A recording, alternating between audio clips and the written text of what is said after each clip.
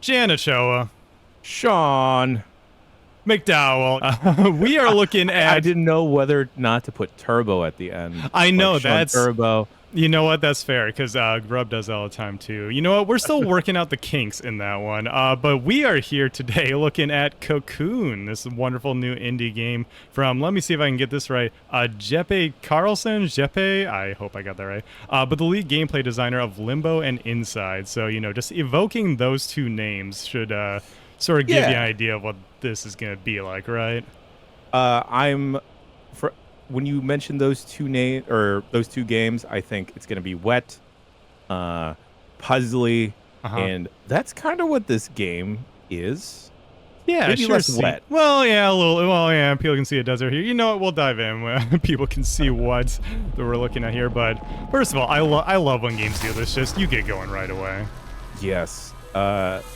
Right off the tippy top, this game has fantastic sound design. Oh yeah, Kind of gives you like the tingles as you play through this. ASMR game. Oh, can we show that on YouTube? I don't know about that one. Oh, that's just.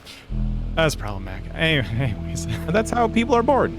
yeah, like all of us, you and I, definitely like bugs. But yeah, that's the whole theme of this. If you couldn't tell from the game being called Cocoon, is all very buggy, Jan. Yes. Not in the cyberpunk way, in the little critters clawing around on the ground kind of way. But I played a slice of this at Summer Game Fest. yeah, I was gonna ask, like, cause you said you were familiar with this from playing it in the past. I'm wondering like what you saw in any demos or whatever. It was kind of the first world eking out into what is presented as the second area. Okay. This is a puzzle game, an environmental puzzle game.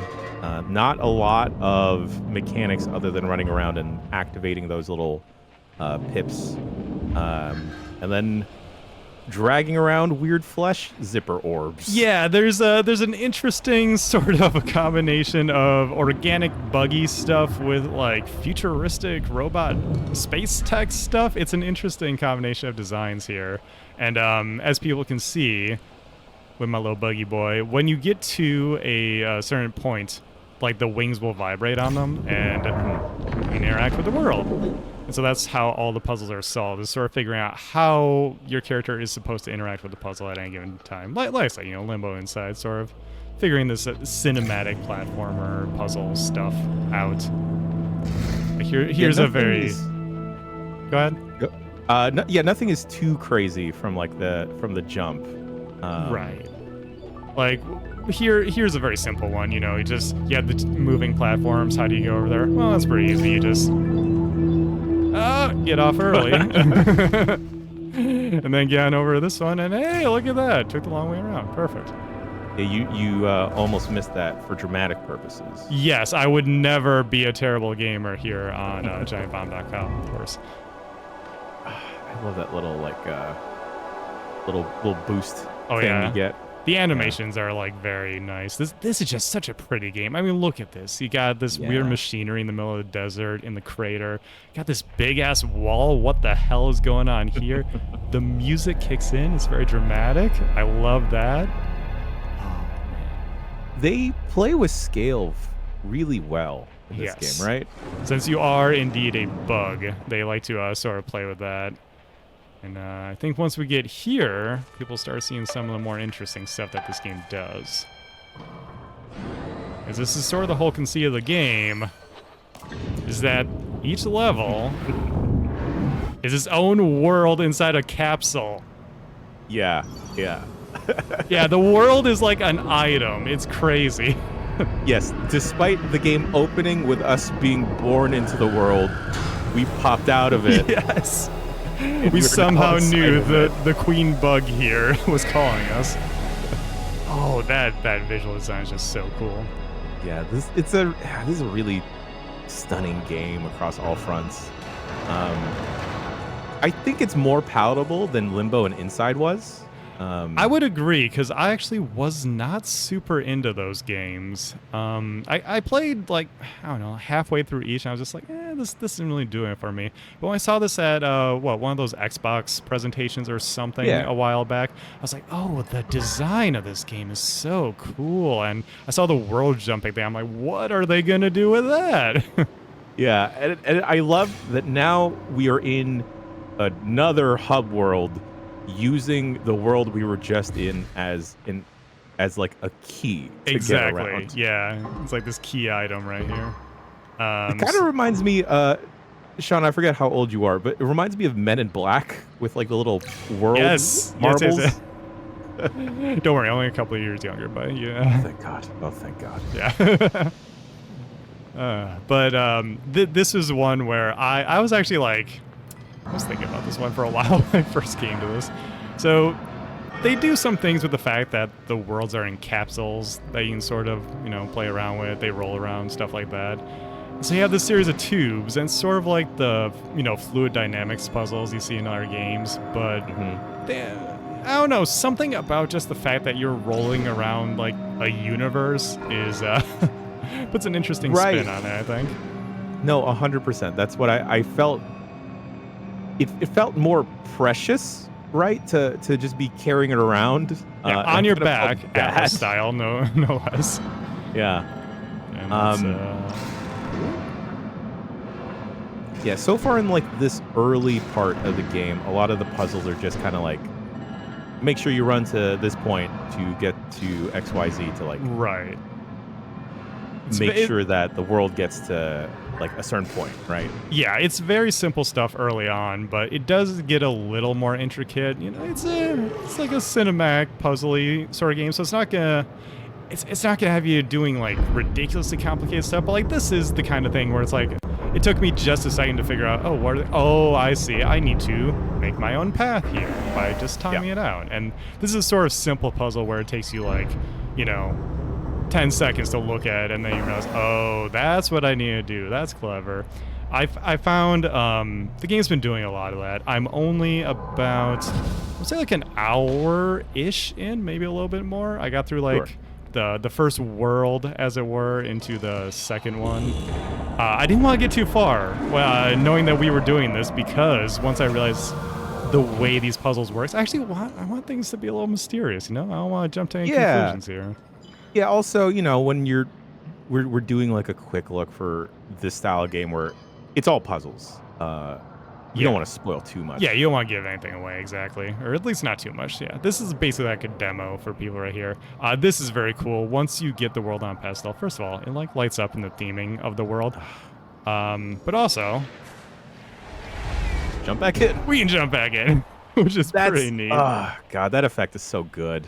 Yeah, it's the kind of thing where like when they're doing like, SSD promo for like the PS5 and series, I was like, they're like, this is the kind of thing you can do. I'm like, oh, indie games, they know how to pull that off. But when we dove back in, you can see the wall's up there. So not anything we can do here. Let's hop back out and figure out how else we can use this little orb of a world to progress. Yeah, the game is pretty good at communicating like, no, you can't go here. Go back. Or you have to go forward. Yeah. Okay. There was one puzzle back in that first world. No, it was this one. Yes. I got stuck on this for so long, dude. This took me a couple of minutes. I had to think about this one. Because the game teaches you, people saw it earlier, there's a puzzle where you have to hit all these little sprig things, and then they go into the ground and the thing opens, right? But this one's different. Because there's this thing, too. This weird fleshy buggy thing. And, like an idiot, I was just like, oh, we just do the zipper thing here and it'll come out and everything's fine, right? But no, you have to be paying attention to this one. Because there's symbols on the sprigs and symbols on the tower. You gotta put two and two together here. Shawn, can I tell you how I thought I had to do this puzzle because I didn't notice the zippy thingy over there for a while? Jan, please. I thought it was based off of like how many corners were on each of those shapes. Sure. And then I got so mad when I found this just bottom left. Yeah, I thought it was like you had to do some kind of song since it's musical notes. I thought you had to like play the main theme or something. Yeah, I thought that too, because like, and when I was playing through this originally, it was at Summer Game Fest, so I had to like press the headphones into my ears to try and hear something. Oh sure, oh man. But look at that. Look at that golden goop. Just pooping out the golden goop there, as we do. Then we get a little friend, a little amigo, just hanging out with us. What do they do? Oh. Unlock things, maybe lock things, who knows? This is sort of layers that they keep introducing of like, oh, I didn't think there was more to this, but all right. And let's see. Can't go that way. Gotta look at the little light on the amigo there. It's like a hint system trying to tell us, oh, something in the center. And that's where the hopping comes in. God. For a solid like 2 minutes, I was just hopping in and out of the world. It's just so fun to just dive in and out. Absolutely. Yeah, it's gently guiding us over here. Something. In your experience so far, Shawn, the game has been fairly linear, correct? Right. Yeah, there's literally an achievement called Off the Beaten Path where you can find like a secret, and so it seems there are some small secrets you can find if you do a little exploration. As you can see, let me see. Like this rock I'm standing behind right now, sometimes paths will be obscured by the camera a little bit. I guess over here on the left is maybe a better example. Like sometimes there will be a path over here where you find some kind of little secret. I don't know what they do yet. I assume it's some kind of collection thing. Get enough of them and it triggers something, but there's some stuff you do. But yeah, otherwise, like the games we mentioned earlier, it is fairly linear, which isn't a bad thing, especially with as of this recording, the types of games that are coming out right now. You know, a shorter, linear little puzzle game like this is actually kind of what I'm in the mood for right now. It bothers me how much this person is having their flesh ball stretched. Yeah, this can't be comfy for this Avalug looking thing right here. Yeah. Oh, it's totally ice table. Oh, yeah, stand right there, buddy. Thank you. Like just barely not disturbing enough, but we're gonna geek you out a little bit. Yeah. It's like it leans into the bug stuff just enough where it's not disgusting. Yeah. Oh, here is actually here you go, everybody. One of the things I was talking about. This is where the secret can be found. So I'm actually I've reset my save file for recording purposes, so the secret actually doesn't show there. So I guess they stay between runs or whatever. So interesting. But yeah, it's definitely in the like EU camp and not as much like, you know, the RE7 sort of way of handling bugs, right? Let's see, so that would be hopping out, but I think I want to follow these bugs instead, see what's happening here. Shawn, this encounter took me quite a while. Really? Okay. I don't know what it was. You know what? I think I was running out of patience. Okay, that's fair. So let's show people what we have to do here. Obviously, there's only one thing to interact with. You find a little jellyfish-ish bug thing. So it's, you know, it's an object of some kind you have to use against the boss.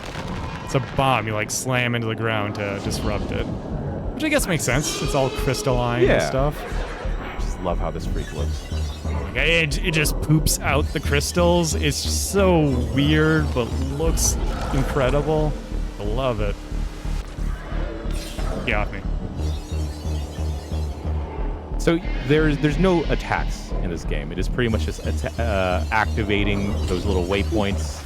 Correct. And just like an interact button, pretty much. Yeah, I should have mentioned this at the top, but I'm literally just using an analog stick and the A button on my controller. That's all I'm doing here. So very straightforward, which is good sometimes because you don't want a puzzle game with too many mechanics. You want the mechanics to sort of like stack organically or you know, in this case, like the boss fight seemed to be, we're gonna introduce something to you, but at the end of the day, you're still just, you know, single button interactions. It's not gonna like really make you think how many layers you have to like pick apart here. Totally. Which I appreciate. It being self-contained, I think is actually a good thing in this case.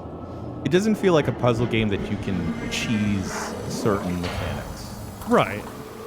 It's just, you know, figure out what we're looking for here, and then yeah, you'll progress, which I appreciate. This I thought was really cool. The like tumbleweeds, sort of based on like the spike ball boss.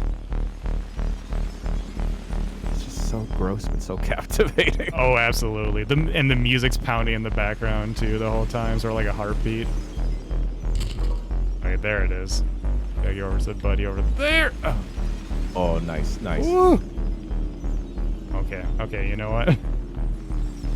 We got pattern. Whoa! Oh, ho, ho. Hey! There we go. First try, everybody. Big gaming, all right. You warped that up into the... Oh, Jesus. It's just so pretty.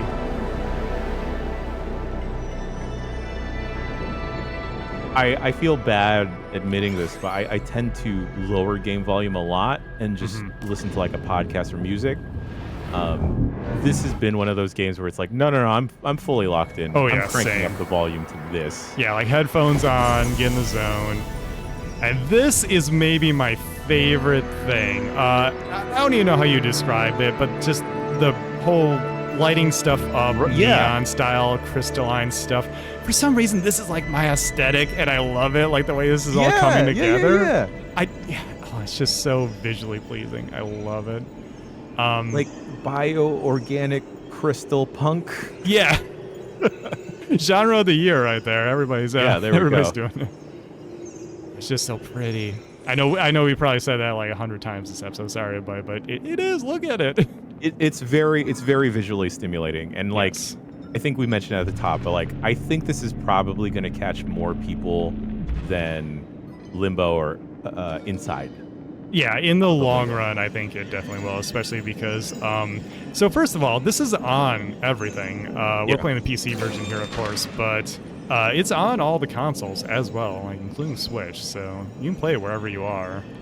So let's figure out how we gotta rotate these paths and everything. But it's in Game Pass day one, so... Oh, damn. Yeah, if y'all got Game Pass, I mean, hey, look at this. Just look at it. Go check that out. So this is where I start to like have to take a second with these puzzles. This is where it starts to get a little more involved. Yeah.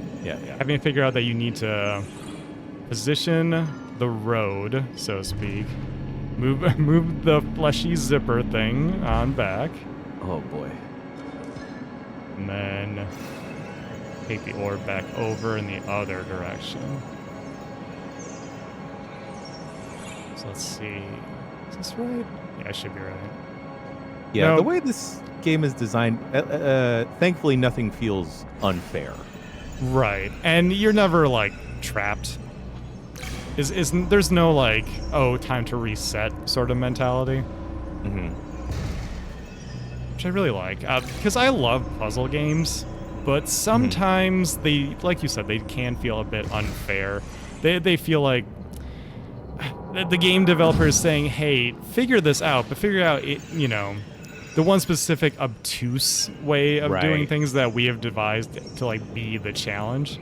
I like that this is a little more straightforward, and you sort of, it's almost like a number puzzle, a Sudoku, Picross kind of thing, where it's like, okay, let me just stop for a second and think about this. Let me observe my surroundings a bit.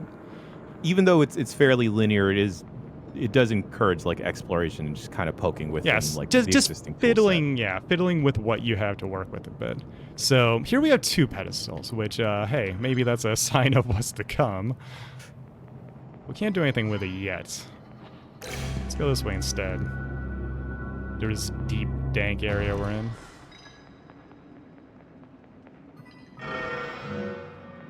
Like the absence of music too is really effective. Yeah, I think that's well, maybe that some people are divided on, but something like, you know, say a Breath of the Wild type thing of like using music sparingly can be Right. done really well. I think in a very atmospheric game like this, that's a little dingy. I guess I think it works really well. So this one, there's little sluggy boys on the bottom of this tower here. Slide back in the direction that you pulled them from. So there's 2 switches. Let's get this tower going this way. Grab this tower over here. It's a bit of a timing puzzle here. Right. So you need... Oh! Missed it. Okay.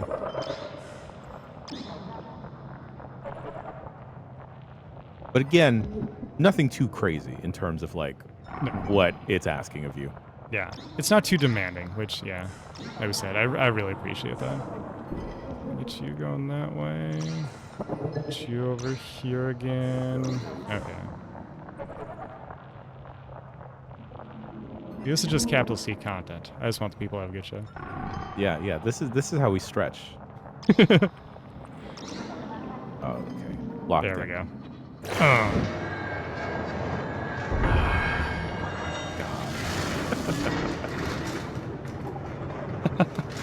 Yeah, I didn't even know what to say. That was just cool. Yeah, yeah. It's like it reminds me of the first time I saw Alien. Yeah, definitely. Oh yeah. Oh god. This is like PG Geiger, definitely. Oh yeah, totally, totally. Give me a kid's cartoon like this. But here we have the see, I see this, I see Metroid Prime, the titular Metroid Prime Awakening in this one here. Wait, oh yeah, the way it like goopily moves around and everything. Are you a ghost? Might be a ghost. There might be ghosts in this game, Jan. Bug ghosts. That's a terrifying concept. Oh yes. They'll get you wherever the hell you are. But now we have our second little orb here, our second world on our backs. This is getting to the area that I really wanted to show people here. Right, right, right. Because something kind of cool happens here. Once we get back to this pedestal that I was pointing out is important with the 2 different sections on it, we can grab each world, set them up, it unlocks slowly.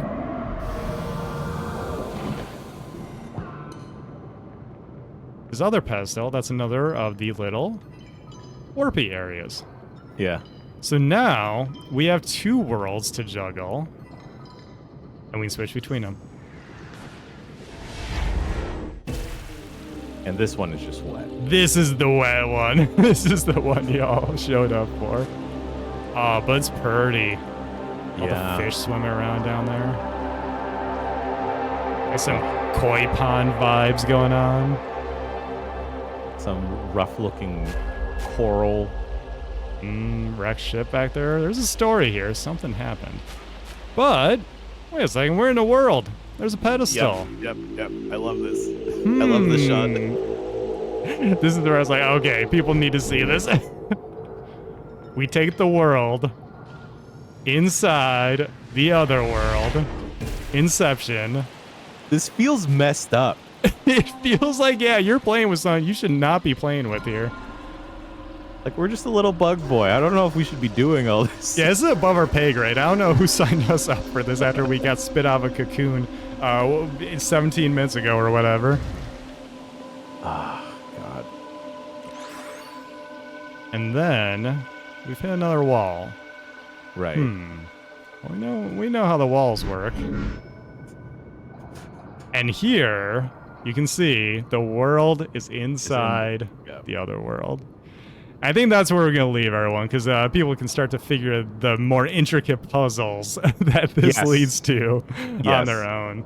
But yeah, like we mentioned, this is available on everything. It's on Game Pass. Like, really, I would say no reason not to check it out.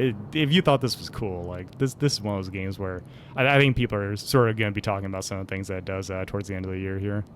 100%. And like we mentioned and couldn't stop fawning over, this game is absolutely gorgeous. Yeah, it is. Even just stepping around. Oh my gosh, so pretty. Like the little ripples after you step, and the sound design is absolutely fantastic. There's a lot of good, excuse my pun here, buzz coming out of Summer Game Fest, but I think it's 100% warranted. So, amidst all of the deluge of AAA games, Shawn, that are dropping left and right. Yes, that we can't hold all in our arms. Absolutely. It's that meme of like the dude like, oh, I can't hold on to all these things. If you're looking for a break from all that, I 100% recommend Cocoon. Yeah, take a breather with Cocoon, all right, buddy.